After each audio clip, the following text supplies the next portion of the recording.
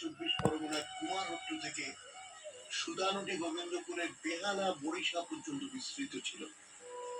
কতটা জমিদারি ভাবুন তো, সেই হালি শহর থেকে একেবারে বরিশা বেহালা অত পর্যন্ত তাদের জমিদারি ছিল। সাবন্য চৌধুরীরা দেবী কালিকার উপাসক ছিলেন। তাদের বংশধরদের দ্বারাই কুমারহট্ট হালি শহরের আদি কালী শ্রী শ্রী সিদ্ধেশ্বরী দেবী প্রতিষ্ঠিত ও কালীঘাটের বর্তমান কালী মন্দিরটি নির্মিত হয় বলে জানা যায়। কুমারহট্টের সাবন্য চৌধুরীদের এক খ্যাতনামা পূর্বপুরুষ বিদ্যাধর রায়চৌধুরীর প্রপৌত্র রামকৃষ্ণ রায়চৌধুরী সন্ন্যাসী ভাবাপন্ন তন্ত্র সাধক ছিলেন। এদের বংশের অপর দুই পূর্বপুরুষ জিও ও কামদেব ব্রহ্মচারীর মতো অনেকেই তন্ত্র সাধনা করতেন। পঞ্চবট ও পঞ্চমুন্ডের আসন স্থাপন করে সে সাধন পীঠে লক্ষ্য বলিদান করতে হয়, কোটিবার হোম যোগ করতে হয় এবং কোটিবার মহাবিদ্যার নাম জপ করতে হয়, তবেই সে আসন সিদ্ধ পীঠাসনে পরিণত হয়। মিথ্যি খালি কথা।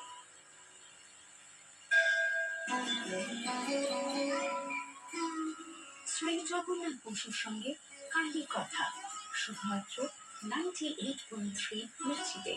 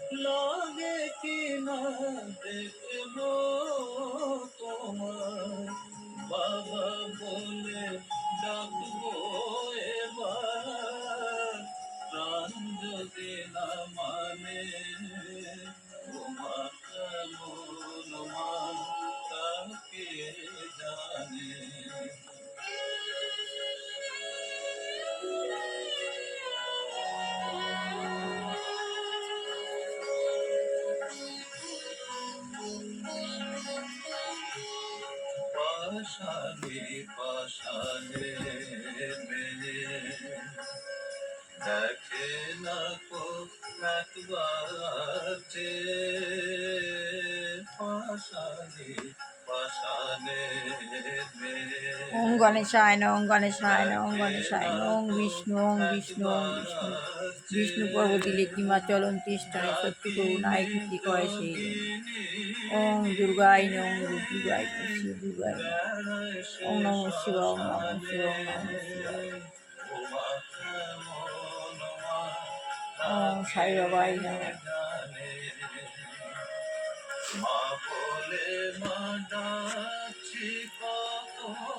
ওং রক্তং ভুজং সোনং শেষি জগতমোধিপং ভজামি পদ্মং দদাভয়া পরাং মানিকপুহং রণমূর্তিং। ওং জুং সাহা, ওং জুং সাহা, ওং বিষ্ণু, ওং বিষ্ণু। বিষ্ণু পর্বতী লিখিমা চলন্তি স্থানে শত্রু করুণায় কীর্তি কয় সেই। বিষ্ণু পর্বতী লিখিমা চলন্তি স্থানে শত্রু করুণায় কীর্তি কয় সেই। ঠাকুর শত্রু দমন করে, সবার শত্রু দমন করে। শ্রী গুরুদেব দুর্গাকৃষ্ণ পরমহংসদেব, শিব গুরু গুরু শিব, শিব গুরু গুরু শিব, শিব গুরু গুরু শিব, শ্রী ভগবান শিব। বসে আছেন চোখ বুঝে গুরুদেব শ্রী দুর্গাকৃষ্ণ পরমহংসদেব আমাদের পথপ্রদর্শক, আমাদের ভবনদীপ পার কীভাবে আমরা করব, ভগবান গুরুদেব আমাদেরকে পথ দেখাচ্ছে। শ্রী গুরুজয়, শ্রী গুরুজয়, শ্রী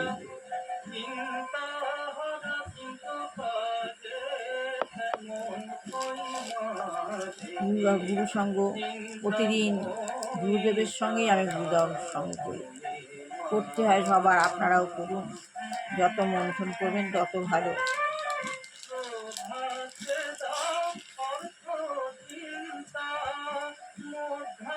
ও মা সরস্বতী নমঃ। মা সরস্বতী আমাদের যত জ্ঞান দেবেন তত আমরা কৃষ্ণ ভবনামৃত ভগবানের সঙ্গে সম্বন্ধে যুক্ত হতে পারব। ও মা সরস্বতী নমঃ।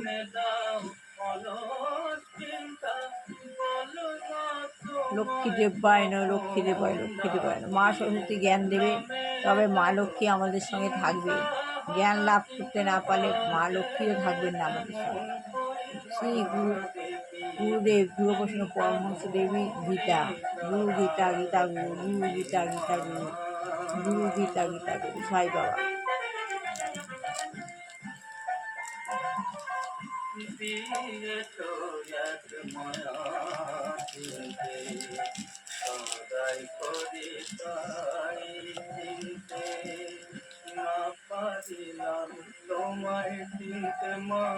সাই বাবাই।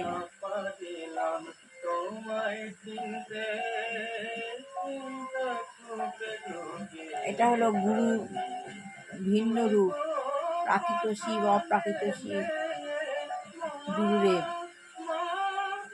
আমার অন্তরে অন্তর্নিহিত দেবতা, আমার স্বপ্নের দেবতা।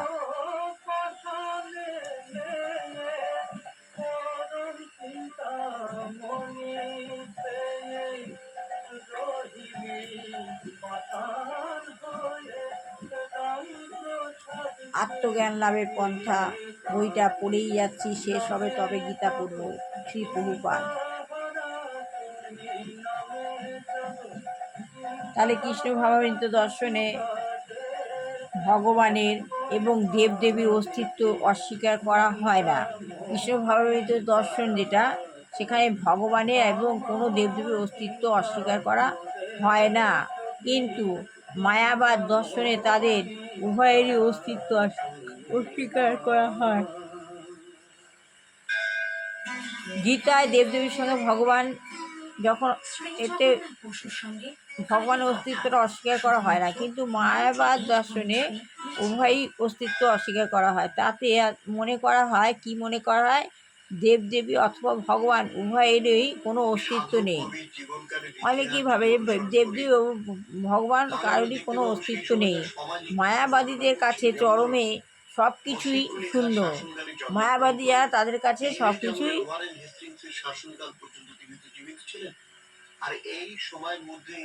তার কাছে সব কিছুই শূন্য। তারা বলে যে বিষ্ণু, দুর্গা, শিব, সূর্য আদি রূপে ঈশ্বরের কল্পনা করা যেতে পারে। তারা বলেন যে বিষ্ণু, দুর্গা আর শিব, সূর্য আদি রূপে ঈশ্বরের কল্পনা করা যেতে পারে। কেননা সাধারণত সমাজে এই সমস্ত রূপে দেবদেবীর পূজা হয়, কারণ এই সমস্ত সমাজে কি হয়, দেবদেবীর পূজা হয়। কিন্তু মায়াবাদ দর্শন তাদের কারো অস্তিত্বই স্বীকার করে না। মায়াবাদীরা বলে, যেহেতু নির্বিশেষ ব্রহ্মা চিন্তার মনকে একাগ্র করা যায় না, যেহেতু মনকে একাগ্র করা যায় না, তাই এই সমস্ত মনকে সমস্ত রূপে যে কোনো একটি রূপের কল্পনা করা যেতে পারে। সেটি পঞ্চোপাসনা নামক একটি নতুন পন্থা। তার প্রবর্তক শঙ্করাচার্য, কিন্তু ভগবদ্গীতায় এই ধরনের কোনো মতবাদের শিক্ষা দেওয়া হয় না এবং তাই তা প্রামাণিক নয়। ভগবদ্গীতায় দেবদেবীদের অস্তিত্ব অস্বীকার করা হয়েছে। এসবগুলোর অত্যন্ত সরল ভগবদ গীতায় দেবদেবীর অস্তিত্বটা স্বীকার করা হয়েছে। বেদে দেবদেবীদের বর্ণনা হয়েছে, বেদে দেবদেবীদের বর্ণনা রয়েছে এবং তাদের অস্তিত্ব অস্বীকার করা যায় না, তাদের অস্তিত্বটা অস্বীকার করা যায় না। কিন্তু কবিতা রচনায় তাদের অস্তিত্ব অস্বীকার করা যায় না কেন বলছে? কিন্তু আমরা যে ভগবানের সঙ্গে সম্পর্কযুক্ত হব, ভগবান তখন আমাদের ভক্তের দাস, ভগবান ভক্তের দাস। তাই ভগবানকে কোনো রকম অস্তিত্ব অস্বীকার করা যায় না। আপনি যদি অনুভূতি পান আপনি নিজেই বুঝতে পারবেন। কিন্তু সকলাচার্যের মত অনুসারে তাদের এই সমস্ত রূপে যে কোনো একটি রূপের কল্পনা করা যেতে পারে, যেটি পঞ্চ উপাসনা নামক একটি পন্থা।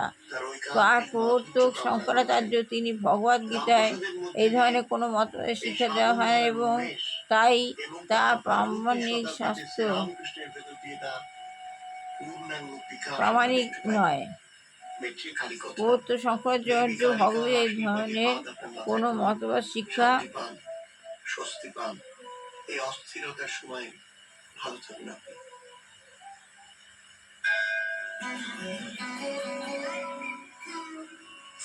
ভগবদ্গীতায় এই ধরনের কোনো মতবাদের শিক্ষা দেওয়া হয় না, তাই তা প্রামাণিক নয়। ভগবদ্গীতায় দেবদেবীর অস্তিত্ব স্বীকার করা হয়েছে। ভগবদ্গীতায় দেবদেবী যে তাকে দেবদেবীর অস্তিত্বটাকে অস্বীকার করা হয়েছে।